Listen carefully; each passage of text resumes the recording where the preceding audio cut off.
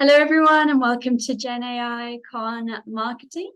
I'm delighted to have with us Tribid Ghosh, who is a design thinking practitioner, works in UX design. He's an advisor, trainer, consultant. He also has a YouTube channel, so check that out. Creates a lot of YouTube content, and he is a creative AI evangelist. Thank you so much for joining us. Hey, hi, Francis. Thanks for inviting me. And as it is always, there is a jitter when you are opening the pitch with for this entire huge round of speakers lined up, and I'm just opening it.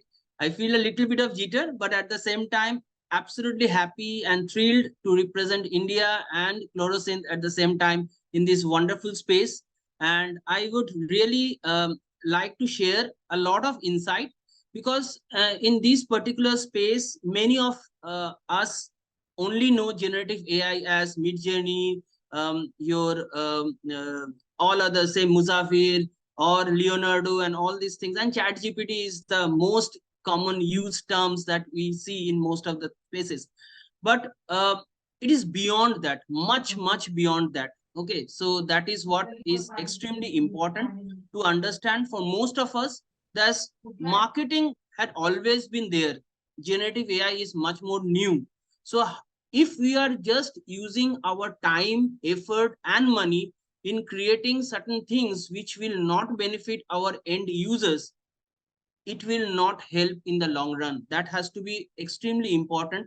And why I'm particularly telling these things, because this debate I have in most of the time in LinkedIn, in various other space and all these things.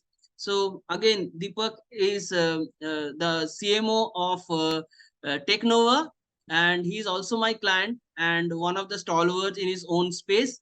And he has been an industry veteran when it's come to print sourcing, and he also wants to leverage AI, generative AI, in a big way in his industry.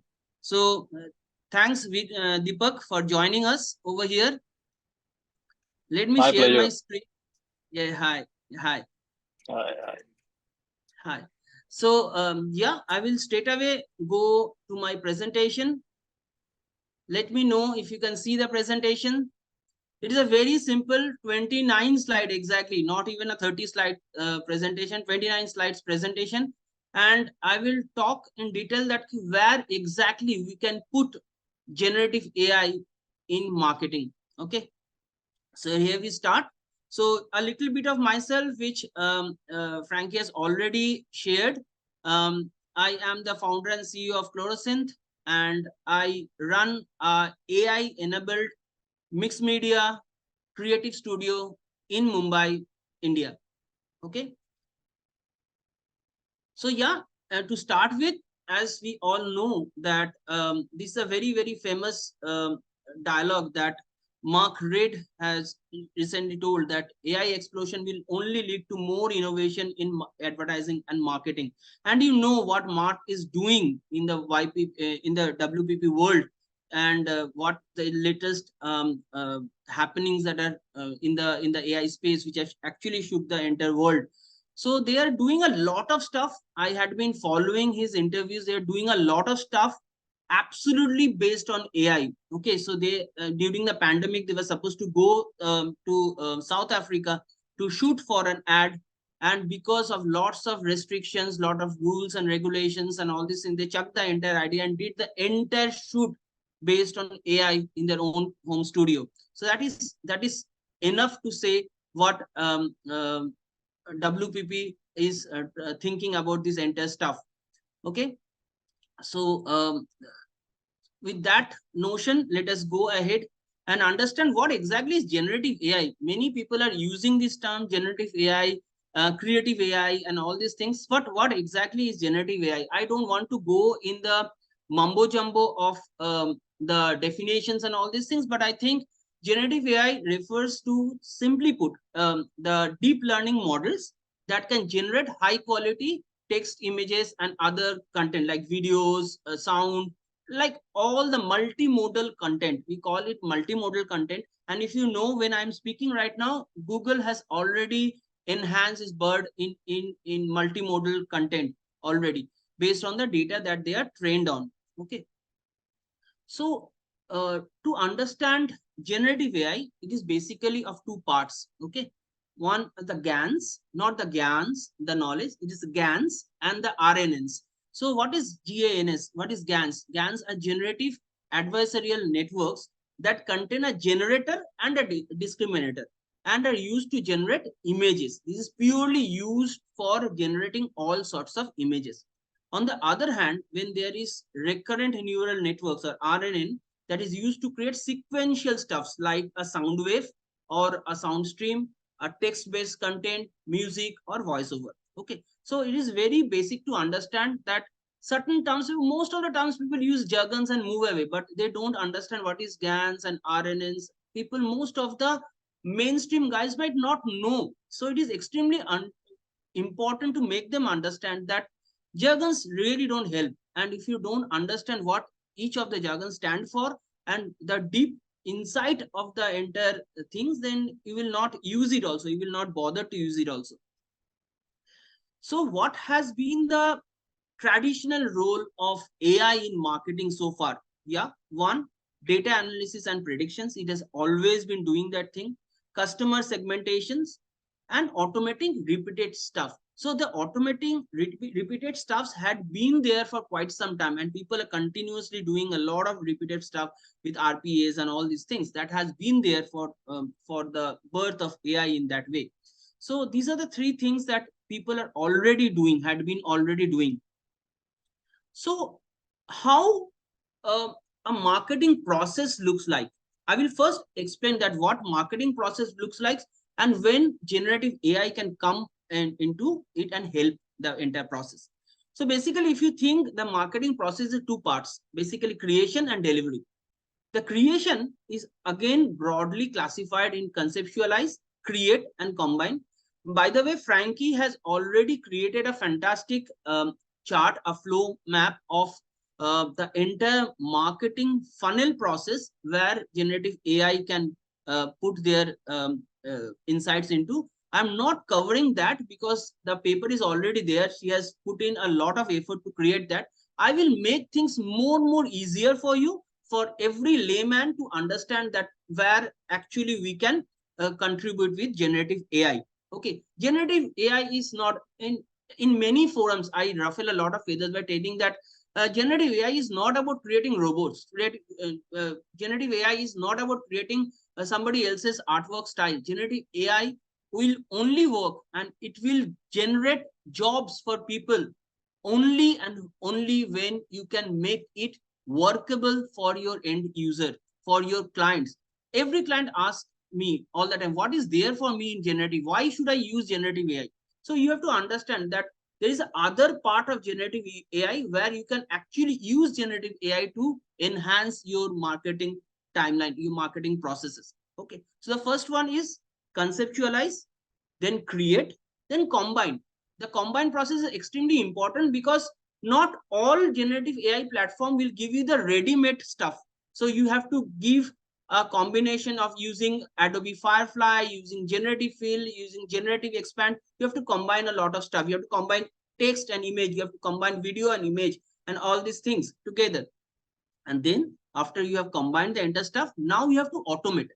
The automate process is a huge stuff. Okay, so you have to take some platforms where your all creative things can be put into one bucket and it decides what type of content is good for your brand and your product, and then it will give you the rankings of each and every graphics, and that you can publish so that it can reach the maximum target audience. Okay, so this is extremely important for us to understand. So what generative AI brings to marketing? First, creation of content, ads, copy, images, video, audio, etc. So that the multimodal or multimedia content that it is capable of doing at this point of time. Second is the personalized marketing experiences, that you create marketing experience based on a particular user group based on particular target audience, what they want from your marketing mix, what they want from their marketing journey, all these things.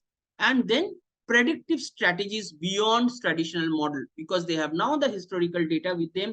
And as you grow with your ads, every time it goes on learning the usage, the how people are consuming your ad, whether it is working fine and not. They analyze the sentiments of each and every video. So that is extremely important for us to understand. Okay, nowadays you can actually put an image and ask some platform to tell that what is the sentiment behind my this image, what is the sentiment behind my this video. Okay, so generative content creations, AI at this point of time can design ads, can design banners, can design promotional content. And here comes the importance of Adobe Firefly powered Adobe Express, which is a fantastic platform and absolutely free, by the way. Photoshop is not free, but you can try various things if you are a part of the Photoshop subscription. Generative fill, generative expand, color variations, and so on and so forth. And lastly, the creative and generative AI tools like Midjourney, Leonardo AI, Musavir.ai, ChatGPT 4 powered Dalle 3, Stable Diffusion comes into play. One thing I want to make it very clear that more the platforms will be user friendly, people will accept. No user will take up a platform which is extremely difficult to install and execute. Stable diffusion, though, gives the best possible results in most of the cases. The entire usage of stable diffusion is really very tiresome for a common user. Please understand that it is not always us, the technical stuff, the people who will be doing the installation. There will be lot of people in the common ground that they want to create a lot of stable diffusion content, and they fail miserably because it is extremely difficult to adapt. Then comes the personalization AI. What is the importance of personalized marketing experience? What is the importance of AI aiding in achieving granular level of personalization? I will give some case studies to you guys. The first one is Netflix. Whoever nowadays using Netflix, they know the complete AI backend that goes in to understand where the movie is being now searched. Okay, so if you see a Gal Gadot movie which is starring Alia Bhatt, in India you will get a generative AI thumbnail which features Alia Bhatt and not Gal Gadot. You will find Priyanka Chopra more in a movie thumbnail rather than Van Diesel, because they know that this is being circulated in India and Netflix has customized it like breeze. Okay. Also, if you see a particular level of movies or say episodes, from next time onwards, it personalizes your entire viewing habit. So if you say see 2 or 3 animation movie, you will continuously see more of suggestions of animation movies from next time onwards. Similarly goes for if you ever see sex education, and you will see more adult content will be pushed to you. So that level of personalization is possible now with Netflix. Second comes, this is a fantastic example where Coca-Cola, they were the first users, almost the first users to adapt generative AI in their real magic ad. And I think most of us have seen this thing. And Frankie, you have also mentioned in one of your posts, if I'm not mistaken. And this is the one. So are you guys been able to hear the audio? If not, I will just change the setting. Just a second, please.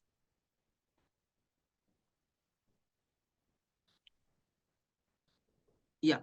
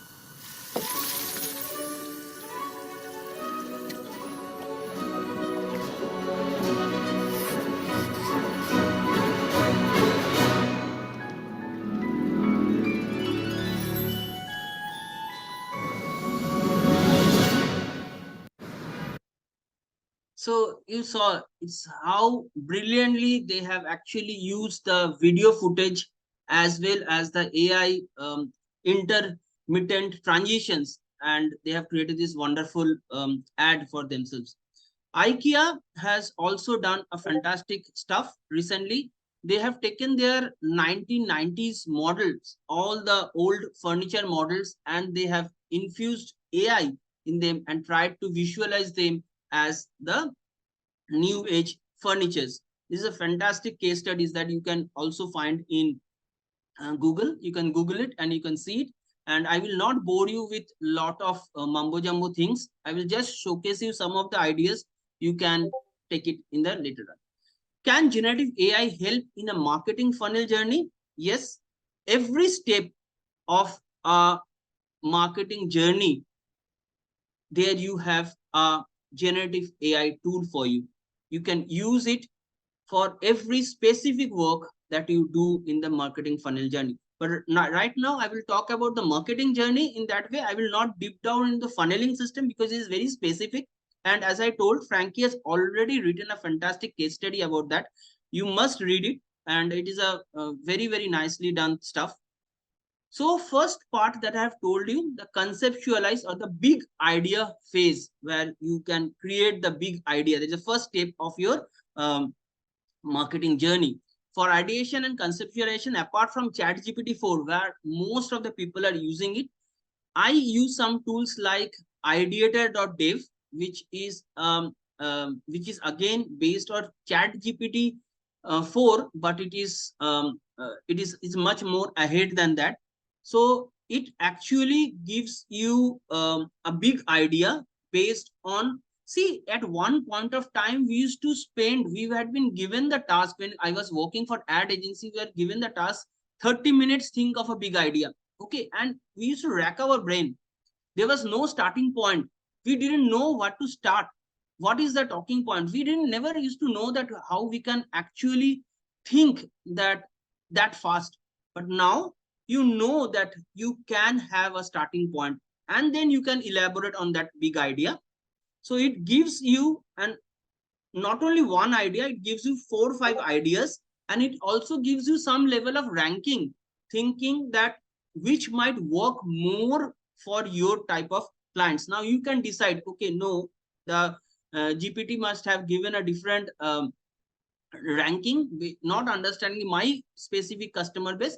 I know my customer base better, so this idea I can use. So not necessarily you have to blindly follow what GPT-4 suggests. Second is idea score. Again, brilliant idea. This goes for most of the startup founders. Okay. Many times when I'm teaching at various B school and D schools, many of my students come with app ideas already. But they miss one biggest thing, which I always ask them, that what your this particular app is going to solve, whom they are going to target, and what big idea which nobody has done will this particular app do. See, if you're coming with a say cab sharing app and all these things, there's already Uber, Lyft, and all these things. Why I will use your particular cab sharing app? So there has to be something totally different. So this particular platform does it brilliantly. It actually ranks you how better your particular idea ranks as a score. Okay. Next, in the conceptualist idea, I do a lot of sketching. I do a lot of ideation. Even my team nowadays, they are taught how to do rough sketching of imageries when before even they are giving a prompt. So we use a lot of tools, but Stable Doodle is fantastic. Viscon we use a lot, and Roughly is another very good tool that we use in our everyday proceedings when we are doing sketch to idea. Okay, so if you see Stable Doodle, if you just scribble like this, and if you give a command that you want owl in different photorealistic type, or say illustration style or manga style, they will create the owl in that particular shape. That is the biggest part of this. Similarly, for Roughly, it also does the same thing. Another fantastic software that we use for our FMCG clients is Flare.ai. It's amazing. you just scribble illustration, you just put in your product and you give some command, and you can save a lot of money in scouting for location, in doing a photorealistic photo shoot. Everything is done inside the platform. Amazing tool. So we create a lot of mood boards. So that is extremely important, that where we use Midjourney, where we use Leonardo, where we use Musavir. At one point of time when I was working for the ad agencies in India, I we used to do a lot of mood boarding, and it used to take um, days in creating a proper mood board. Nowadays, if you have an idea in space, you know where exactly you want to place certain things, you can create multiple thousands of mood boards in very few minutes. Okay, even not hours, in minutes. Okay, so these are some of the mood boards that we have actually created, and giving text to image, not even image reference, text to image commands. Okay, and see the quality of graphics. Amazing graphics. If you were going to shoot this type of photo shoots, it would have cost you lakhs and lakhs of rupees. Next, if what about, now we have talked about a lot about images and all these things, what about videos and motion graphics? For motion graphics, I and my team prefer a lot CapCut. CapCut is very easy to use, and you can throw a multiple number of iterations for your Instagram, for your Facebook ads. You can do a lot of simple moving animation, 3D moving animations in CapCut.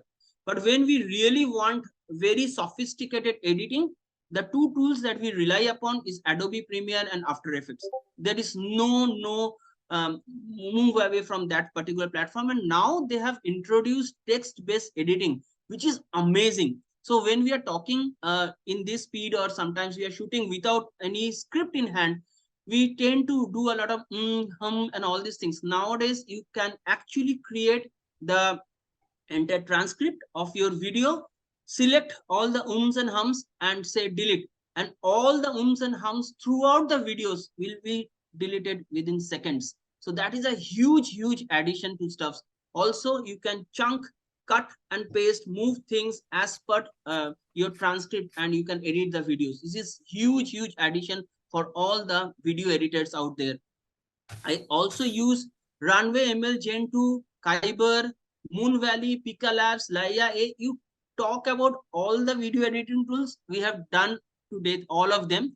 But I still think Runway ML Gen 2 is much better than most of the stuffs. Most of the possible things are there. Moon Valley and Pika Labs are also doing a very good work. Kyber has its own way of doing stuffs. When you have more of transition, artistic transitions and all these things, you can use Kyber. Laia AI has a 3D type of movement. You can give 3D type of movement to any static images. Okay. Then the combine mode. The combine mode, as I've told you, is more of mixing multimodal assets together. How you can create multiple types of assets through different platforms, and then you combine together to create a post or an ad. So most of the things we do it in Photoshop, because Photoshop is amazing with the generative AI expand and feel that has come in. Illustrator has the, if you see the latest version of Illustrator, you will just go bonkers. It is amazing. It is amazing. You can just write simple commands and you can create fantastic sceneries, indoor and outdoor, which is absolutely vector, which is huge, then many of my team members are also using Canva Pro, and now Canva Pro has introduced Canva Pro Magic, which also has an introduction of Gen 2 Runway ML in it. I also use Microsoft Designer and Microsoft Clipchamp, which is very tidy tools. If you want small editing to happen, you want more and more ideas, you can try out Microsoft Designer. Fantastic tool. You just give a command, it will create thousands of templates for you. Needless to say, I use most of the Adobe Firefly functionality using Adobe Express, and all my team members are trained with it. Okay. Next comes the automate process. For automate, why automation is important. As I've told, automation is important. You cannot manually create one ads and then put one ad to different multiple channels. Also, you need to know which channel you are going to put it. Networks work a lot. If you just put your ads at places where you don't have the right audience, your ad is not going to work. For this, we rely a lot on Ad Creative AI. No, I am not affiliated to them. I am telling it very clearly, but it is an amazing tool. I will show you some screenshots of them, and it is amazing. Right from branding, putting all the your brand manual stuff inside it, creating as your own hub, as your own agency inside your office, where only one person can operate each and every ad, and they can seamlessly transfer the entire ad to all relevant platforms. It is amazing tool. I have another fantastic tool. You can just take notes of these particular platforms. Many of the common people who are using generative AI, they don't know most of these tools. Follower.ai is an amazing possibility. They create social media posts based on one simple image. If you give the image, they will generate tagline. They will create secondary tagline. They will create body copies, hashtags, everything for you based on one simple images. Very important and very strong app.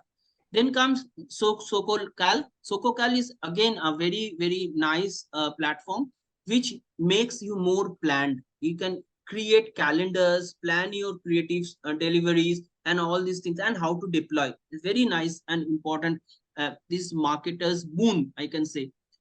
Postify app has everything. It creates messages, you create, analyze your results, do a A/B testing, manage collaboration in only one tool. You can do a hell lot of stuff in Postify. It also helps you create, schedule, and publish. Okay.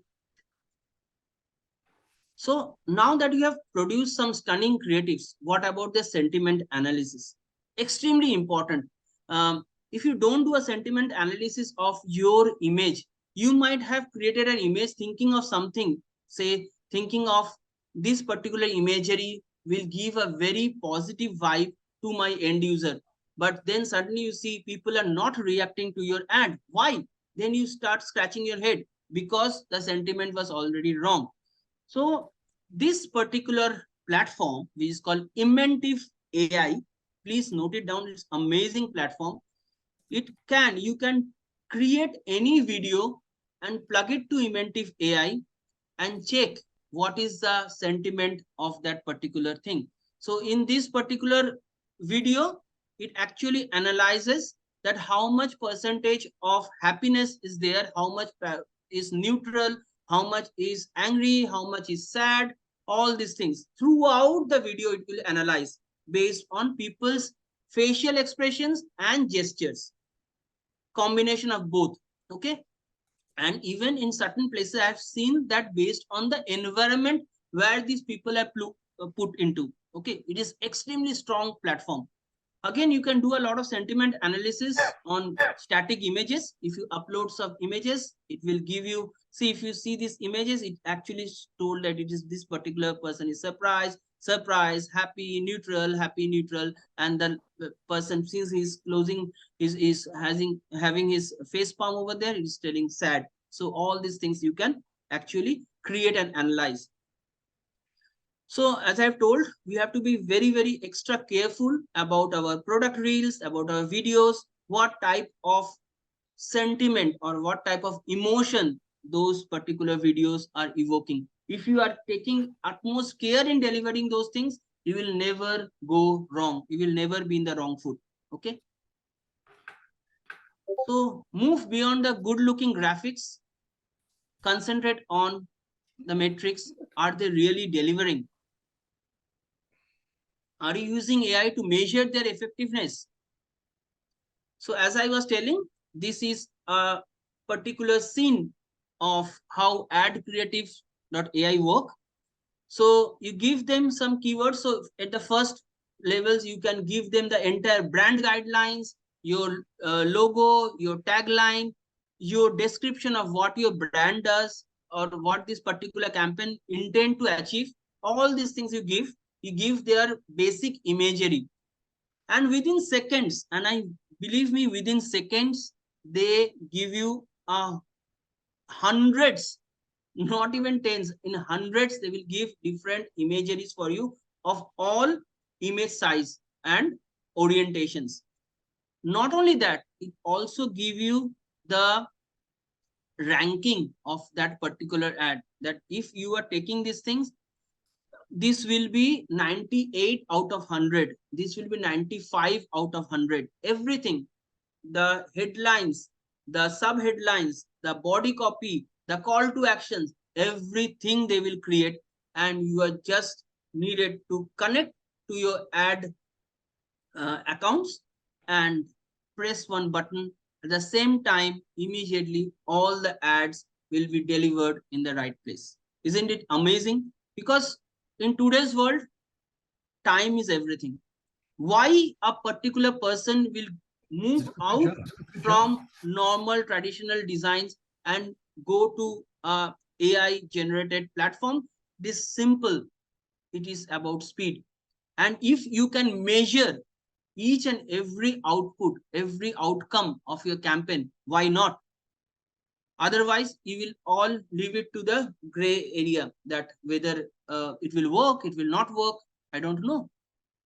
So it is a sure shot platform. It gives you a CTR, what CTR you can expect, and what is the actual CTR you are getting.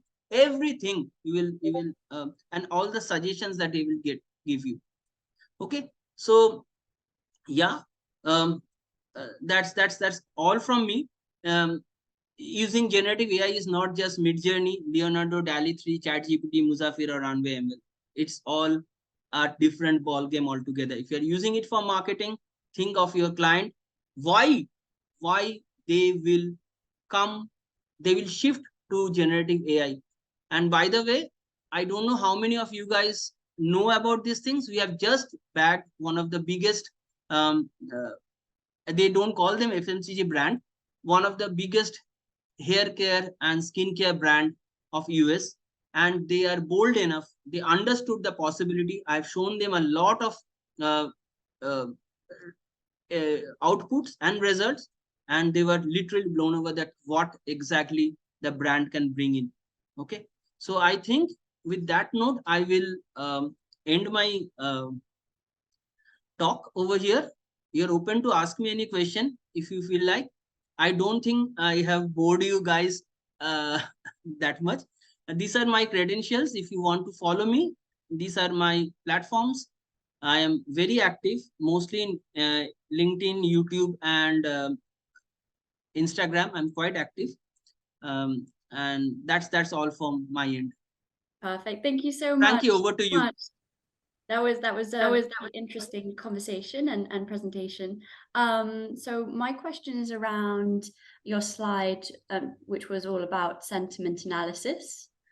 And as a UX designer, you're creating this journey for the user.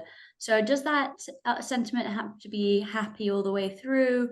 Will everyone start creating ads with happy looking people, or is there still room for some of those other emotions that you showed there?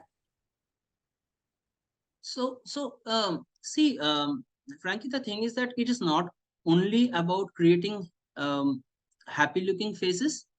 If you're talking about extremely serious certain things, say deforestation, or say hunger, and all these things, and at that point of time your video is talking about happy looking people and talking about models, and not bringing out the right sentiment, it should be sad, it should be concerned at that point of time. Okay, so you have to generate that your video should be actually directed in such a way that it brings out that level of thoughts.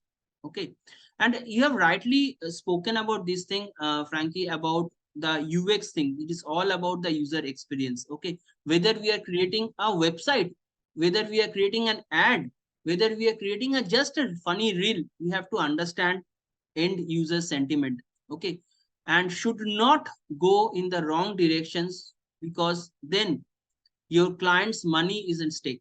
When you're doing for your own happiness, your own mood, it is absolutely okay. Whether you do some mad videos, nobody is concerned. But when you are playing with your client's money, it becomes extremely important to test each and every stuff that goes in the market. Okay, that's my few cents. Yeah, Suresh, you want to ask something? Yeah, it's a fairly kind of a broad-based question, not specific to any of your slides. Much of what AI is being spoken about in general, my belief is that it improves the productivity and also adds a lot more insights and layers to whatever marketing you may be doing. But the general concept is that I've seen a lot of misuse of AI, whether using Chat GPT for churning out brochures in half an hour, or creating resumes, or creating kind of artworks, which more often than not does not reflect, or maybe does not go through the depth of a written note or a script or whatever it may be. So is it expected to replace a human intervention completely, or is it just adding more kind of a depth in marketing? What is your view on that? Amazing question, Suresh. I was expecting something coming from your end, and we had discussed long back about this thing. I personally feel AI is not going to replace human. Okay, because end of the day, whatever emotion, whatever sentiments are there in AI has been fed by human mind. Okay. Secondly, is that we have to use AI like it is our colleague, like it is our employee, and not our master. The moment we rely totally on AI and start giving them the power to create all content for ourselves, there will be a huge problem that is coming. Believe me, still Chat GPT gives very wrong information when it comes to data. You have to be extremely meticulous in understanding that whether the data that has been churned out by ChatGPT is absolutely correct or not. You have to go back, check from Google data, from historical data, map, and only if you find that these things are right is good. Second comes when it goes to university papers, PhD papers, exam papers, presentations, and all these things. My son is studying in NMIMS in Bangalore. They have totally stopped using any sort of GPT model in their exams or even in their studies. So it is a two-pronged problem, Suresh. I think they should not totally stop it. They should stop it during the exam period, during the exam time. And as it is, when they are going for the exam, they don't allow them to carry their mobile or laptop or anything. It has to be kept outside. Okay. So there is no possibility of them using those things in the classroom. But what I think that when they will come out from the university and they will face similar set of people in their work environment who is already trained with Chat GPT, then don't tell them or don't coax them that key boss, these people knew Chat GPT, that's the reason you are losing your job, because then you are making them weak already. They have to know what Chat GPT 4 does. They have to know that what Chat GPT is capable of and what Chat GPT is not capable of.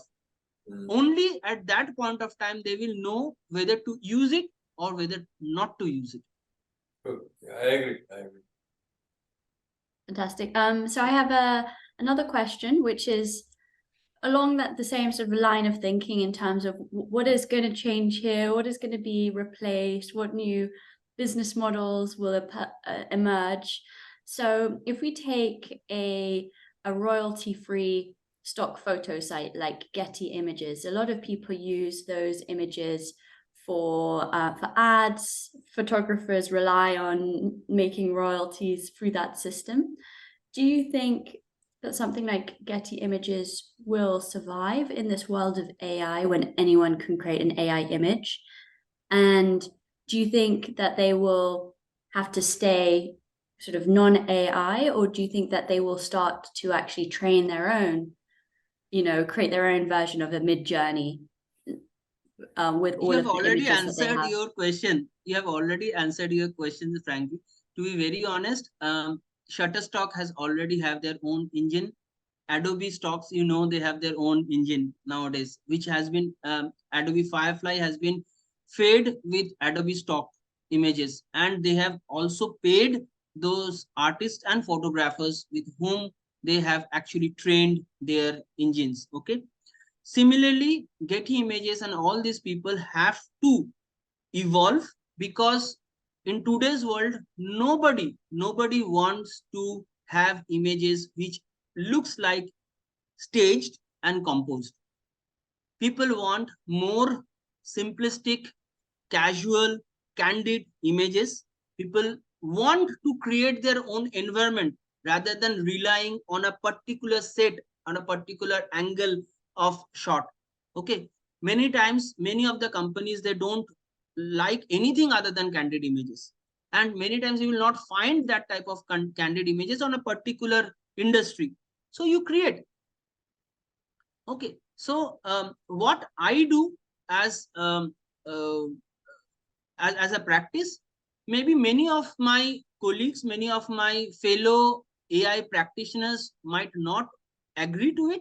But the thing is that I hardly name any artist or any particular photographer in my prompts. And similarly, my team has been trained in that way, so that it does not reflect one specific style of imagery, one specific style of, so that in the longer run we will not fall under any sort of issues on copyright level or something, that this is my style of design or something like that. Okay. I think sometimes we that's a even very train good practice. Not sometimes even we train our own designs, our own line art. So Ramya is there in my this particular talk. She's a fantastic illustrator in my team, Ramya Jacob. She is doing fantastic book illustration and all these things. And sometimes we require illustration to 3D representation. So we use Viscon a lot for that. We put Ramya's images in sequences and we give the command in Viscon, and they create 3D replica of my sets. Amazing. So we should know how to use. We even feed our own images and train the models. In Leonardo, when we are using, we train our models with our own imagery. Okay. So that is what we can do ourselves, because we have our in-house photographer. I myself, I am into avid photography. So I do a lot of feeding of my photographs in the system. So that's the way we can help the system. I can only tell Frankie, because what has been there is there. You cannot do. Okay, I perfect. think Deepak has some question. Deepak is raising hand. Yeah, Deepak. Do we have time? Yes. Yeah, I think we Yeah, have. hi. Yeah, hi, Deepak. Hi, Rudeep. First of all, thank you so much. It has been a very, very interesting and a thought-provoking talk and a session. Learned a lot. Still a lot to learn. I mean, that is the biggest learning. And before I go into the question, just a friendly advice: you might want to flip your wallpaper behind, because your fluorescent is looking the other way. You know, it's you might want to flip it. Okay. Okay. Is it for everybody? Because I use this wallpaper for all my classes. It never is flipped. Is it flipped for everybody? I don't know. Yes. Okay. Okay. Yes, So yes, yeah. Okay. Yeah. No, that was just a side. No. Basically, what I was thinking, Pradeep, is that I mean, when I've heard you talking about all the different tools which are able to take care of your entire process of marketing, right from creating to collaborating to generating to posting, everything is there. Now, if everybody starts using these tools, the differentiation between the creative ability of different people, what will happen to that? I mean, will that difference in creativity keep becoming narrow and narrow, and everything will start looking the same? I mean, as we go ahead, how is my uniqueness No. is going to come? very nice, very relevant question, Deepak. Extremely important question. See, you should not sit idle and take only those templates that these platforms provide. Okay, you are also there. There is a creative team with you. Okay, which can actually throughout the scope of time, throughout the entire tenure of all the ads that you're creating, you can go on updating your templates. You can go on. So as I'm telling that AI is not going to take anybody's job at any point of time. Okay, for creating prompt, you need new set of people, new set of hiring to create exact prompt that the engines will understand. Okay, that is creating more job, that is not taking away job. Okay, again, if you are seeing the AI is generating same sorts of taglines, same sort of headlines, same sort of sub headlines, there is your creative content writer with you. Can't they tweak the thing? They should always be there, right? As I was telling always in Suresh's question also, I told that end of the day, AI is a bot. AI is an engine. Okay, whatever emotions, whatever write-up we have given to them is been taught by us. Can't we create that teaching process, a continuous process? We go on teaching them with new and new things. That's the way you and your other competitor agency will be differentiated. Okay, so if every agency is going on using these tools and churning out same type of content, what will be the difference between an agency A and agency B? That's exactly my question. Yeah. So that is, I think it has answered you these things. So you can always update the engine. You can always change you. Thank you. One other question is, you were mentioning before sometimes you don't like the angle of an image. How could you use generative AI to start with a photograph that you've taken, for example, and then get it to create a different angle? Is that possible? Or do you need lots of training data? It is possible. It is possible. By the way, all the engines nowadays understand your camera angles very clearly. Okay, so if you can use f-stop, if you can use DSLR, if you can use the blurriness of your camera, the focus of your camera, you can also change your angle of that particular thing. So you can do that. Okay, and Dalle 3 is also very good in understanding a particular angle where the camera is moving, and Dalle 3 also gives you consistent characters. So if you want one character eating breakfast, singing, having bath, walking with the computer, so you can do it very seamlessly in just only one command. So nowadays all these things are possible. Even the pan and zoom, if you can use it in a much more easy way, in a much more interesting way, you can build a lot of camera angles. So we are doing the same thing for one of our clients who are into children's book illustration. So we are creating the same room and we are changing, tilting the angles and panning the camera, zooming the camera angle and all these things based on the change of sequences where one character is moving from one side of the screen to other side. So we create those type of stuffs. Yeah. Fantastic. Well, thank you so much for joining us. I think that's all we have time for today. It was a real honor hearing from you, and I hope we'll have you speak again on maybe UX next time. Yeah, Frankie, thank you so much. Hope you guys enjoyed this small session, and Frankie, many of the guys are asking if you have a recording of this particular session. Many couldn't join at this point of time. So if you can we'll follow up soon on that. Yeah. Thank you everybody who has joined from my end. Really appreciate from your busy schedule you have taken out time, and hope that was some level of information exchange from both the sides. Bye guys. Thanks a lot. Thank you, everyone. Thanks. Bye.